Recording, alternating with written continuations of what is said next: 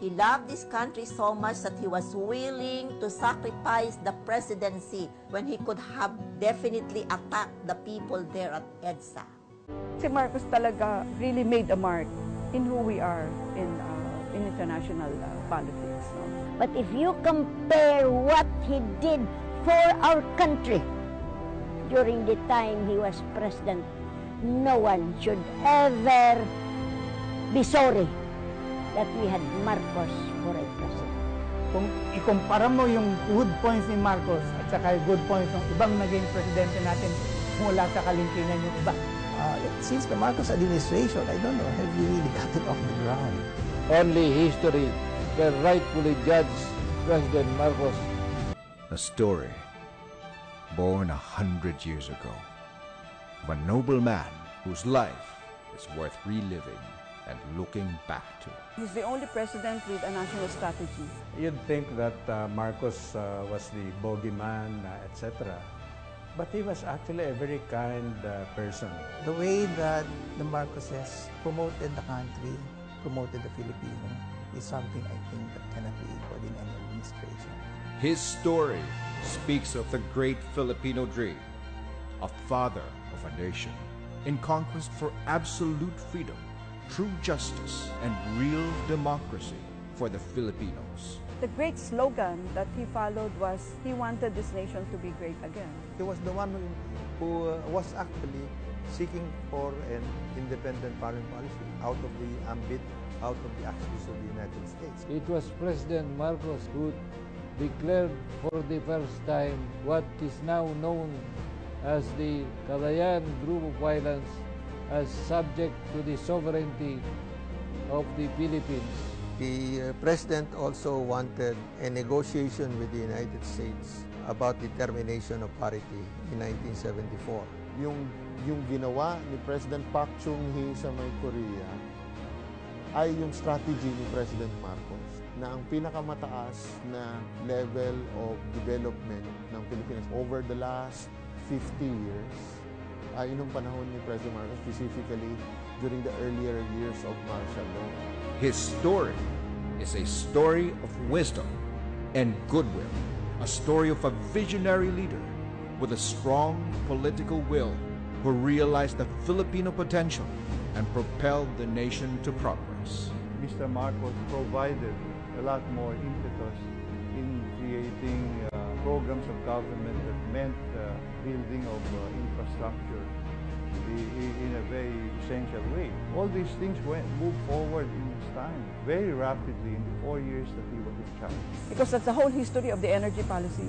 And that energy policy is being followed now. Agriculture, you should, I mean, look what Manny Piñol is doing. He's following Masagana 99, di ba? Kay Marcos yun eh. His story is a story of character. A war veteran who went to Bataan and picked up some soil and put it in a Ziploc and sent it to you. Kinuha niya. Alam mo, nung pagkakuha niya, tumalikod sa akin, bumalik sa kwarto, tapos nakikita ko na lang yung kanyang shoulders. Umiiyak. Minsan, hindi ko nakita magalit. Pag medyo may problem, may crisis doon sa Makiki, tawagin niyo si Father, magsisimba na lang tayo. Pag may mga balita, minsan hindi ko nakita nagmura against the government. Basta tulungan na lang natin. Ganun. Isang malaking injustice kung mananatili sa isip ng marami na si Ferdinand hindi nagmahal sa bayan. He loved this country so much that he was willing to sacrifice the presidency when he could have definitely attacked the people there at EDSA. A story of a strong man whose life was reduced by a chapter of our history. I have proclaimed martial law in accordance with the powers vested in the President by the Constitution of the Philippines.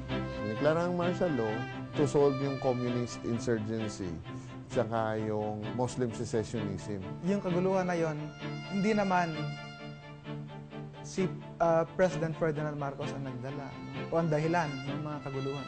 It was a phase when it was hip, uso ang lumaban sa gobyerno.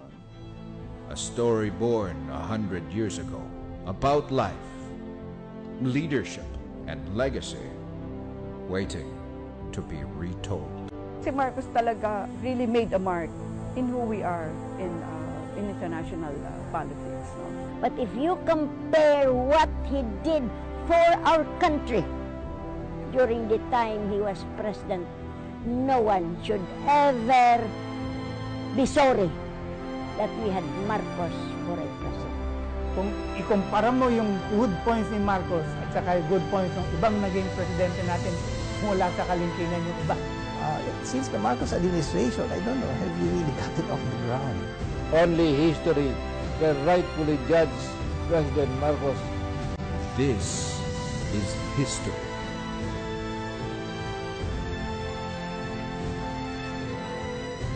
This is the story of Marcos.